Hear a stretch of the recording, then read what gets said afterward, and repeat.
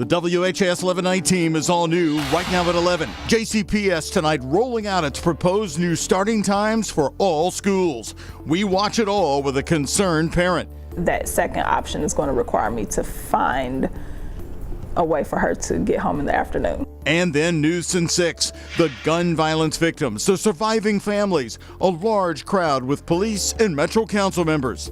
Mothers deserve to know what happened to their babies. Ahead only on the night team. The artist that created this, I'm told, actually took a long time looking at Sierra Leone's eyes. He's part of a group that owns Kentucky Derby favorite Sierra Leone. Tonight, I'm talking with the Louisville man who saved one local institution from closing and is now part of our city's biggest tradition on Saturday. Right now on the WHAS 11 Night Team. Breaking news first here tonight, right now on the WHAS 11 night team from New York City, where police tonight have moved in on Columbia University to end the pro-Palestinian occupation on the campus that's been happening there the last few days. ABC News is now reporting police have arrested nearly 50 people so far tonight. This operation began just after 9 p.m. this evening after the city of New York received authorization from the school to do so. Officers in riot gear could be seen climbing ladders and entering one building occupied by the protesters. The university says those students will now face expulsion from Columbia. The protest at Columbia University began 2 weeks ago and sparked similar protests and encampments at schools across the country. More on this developing story right in the morning. And hello, everybody. Thanks for joining us tonight. I'm Doug Proffitt. Also new tonight, the starting times for many Jefferson County public schools will be changing when school comes back in August. Tonight, the school district is rolling out their potential plans to the parents. WHAS 11 night team's Taylor Woods and photojournalist Elijah McKenzie watched it all unfold with a local parent. What was their reaction, Taylor? Well, Doug, two scenarios were presented to JCPS families tonight. One of the options allows a more flexible schedule for Tiandra Robinson and her family, but the second option puts her in a situation where she has to figure out how her daughter will get home from school. In 1 week, the Jefferson County School Board will vote, choosing new starting times for all JCPS schools starting in August. I'm still skeptical about how it's going to work. There are 3 proposed start times for next year: 7:30 a.m., 8:40 a.m., and 9:40 a.m. Tiandra Robinson says the district's first option works best for her daughter, who attends a magnet school. More than 80 schools will be affected in option 1 with a later clear time around 6:30, and more than 100 schools will be impacted in option 2. It's already a hardship trying to do it for the morning. So I would probably have to use, like vacation time to be able to get off to make sure that I can pick her up. JCPS Superintendent Dr. Marty Polio says option 2 would be best for the district. It will cut major delays and allows an hour and 10 minutes to operate depots. It is a much more dramatic change in start times and gets us there on time. But I think long-term, option 2 is the more sustainable one. Robinson just hopes there will be a smoother start to this school year. Hopefully they are practicing these routes way earlier than what they did last year. Dr. Polio shared the district is collaboratively working with TARC and UPS to make sure routes are efficient. He says TARC is still working out a plan between now and the end of May. When it comes to the amount of drivers that they have and how many would want to come over to JCPS. Until then, Robinson is anxiously waiting to see which option the board chooses. We'll see.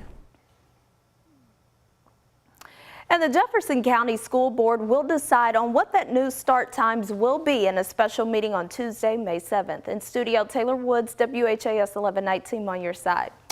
Taylor, thank you. We have an update here, also new tonight. After 5 special meetings on this topic, Floyd County, Indiana leaders are still debating a new ambulance service for their county, and time is running out. The New Chapel EMS, Jamie Knowles' former department, has had the contract since at least 2017. He, of course, the former Clark County Sheriff. It expires on May 31st. The commissioners are now discussing 6 different coverage plans. At a meeting tonight, some residents said a decision needs to be made. And I'm getting tired of coming to these meetings. And I don't know, you guys, you're working yourself to death, and they already agreed to do something. All you got to do was pay for it. The Floyd County Commissioners voted to continue negotiations with AmeriPro in March, but some councilors say they want the new Highlander Fire Department to be a part of this plan. The next meeting's on this now scheduled for May 8th. Happening new tonight, the gun violence victims on the other side, the families left behind. One by one tonight, we heard the names of those who have been killed in Louisville from the family members themselves. WHAS11 19's Alex Dederer and photojournalist Addie Hill were there as they met with police and Metro Council members. And Alex, you have an update also on the number of shootings in Louisville to this point. Doug, so far this year, there have been 157 shootings here in Metro Louisville. That number is according to Louisville Metro Gun Violence Dashboard. And while this number may be down from this time last year and from the year before, family members who have lost loved ones to gun violence that we spoke with say more needs to be done. Raise your hand if you are a mother that has lost their child, please. My son, Dante Edwards, was murdered in 2019. They were killed in 2021. My son, Trent Jackson, was murdered on July the 16th of last year. My nephew, Aaron Williams, was murdered in 2016. A room full of mothers and fathers who lost their loved ones to gun violence. This is a great city. This is a great West End. We're great people. We're great in this community. But do not think that what we're going through is normal. A group who is grieving, including Kenneth Forbes, who lost his son in 2012. But a group that's also looking for answers about what happened to their loved ones. We're able to learn about resources and ask LMPD questions face-to-face at a gun violence forum held by council members Tammy Hawkins and Ja'Cory Arthur. I am the advocate for LaTroy and Darius because they no longer have a voice. Mothers like Andrea Anderson, who lost her son and nephew on the same night in 2021. Anderson says she hasn't gotten answers from LMPD detectives about her boy's case, but sees other families getting answers. I'm under the impression that they're not doing the work at LMPD, but they are.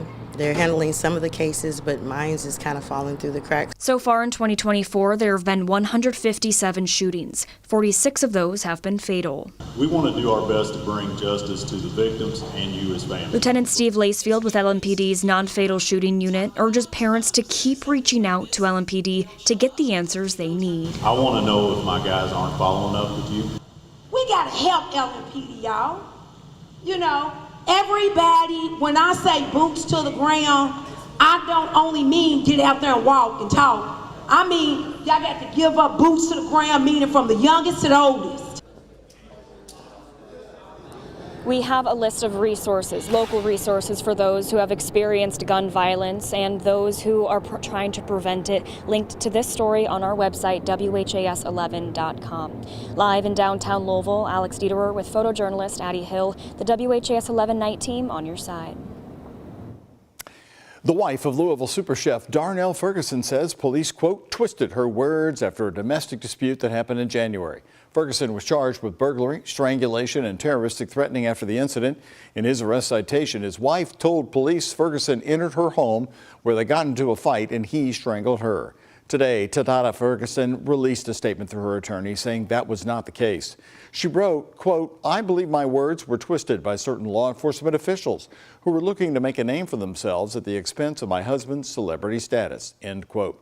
St. Matthews police responded saying they will continue their investigation and they're committed to working diligently with victims in this case and in all domestic violence cases. The Commonwealth's Attorney's Office also responded saying, quote, although the decision whether to prosecute or not prosecute is ultimately up to the prosecuting attorney, the victim's opinion is important and the prosecuting attorney will take those wishes into account when making decisions regarding the case. Darnell Ferguson is expected to go back to court on the 3rd of July. As the city now prepares to welcome tens of thousands of visitors for Oaks and Derby, today LMPD released the major traffic and parking plan for this upcoming weekend. Now, one major road closure is Central Avenue. That's a traditional shutdown. It's going to shut down tomorrow morning between Floyd Street and Taylor Boulevard. If you plan to use a ride-share app to get to the track using Uber or Lyft, you'll have to be dropped off and picked up in the bronze lot at L&M Football Stadium. Again, your drop-off spot is the football stadium. It's then a 10-minute walk over to Churchill Downs. LMPD is also asking you to obey the no parking signs and cautioned against clogging traffic. There will be no street racing, drifting, or the taking over of intersections. Our street racing ordinance will be strictly enforced. We will have plenty of tow vehicles in place to assist in the enforcing of the street racing ordinance. To keep everyone safe, there will be resources from the federal government along with state and local law enforcement. You should also expect to see Metro EMS, Louisville Fire, and other services. Thousands of people filled the stands at Churchill Downs today for what's known as 5-0 Tuesday, the locals' day at the track. A Churchill Downs spokesperson says 15,391 people headed to Churchill today. That's up nearly 390 race fans from last year. It's a day about celebrating Louisville with races named after businesses like the Ear Ecstasy, the Hassan Hours, the Village 8 Theaters, the Burger Queen, and the Jim Porter's Good Times Emporium. It's also more affordable with $5 general admission tickets. Keeping it to 5, it allows people who aren't able to come to the track regularly, especially during Derby week.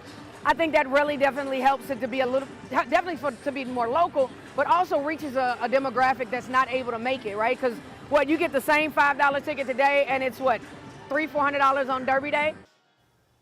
Tomorrow is Champions Day at the track. Wednesday, celebrating Kentuckians who have excelled in a variety of sports. The first post time, by the way, is at 12:45.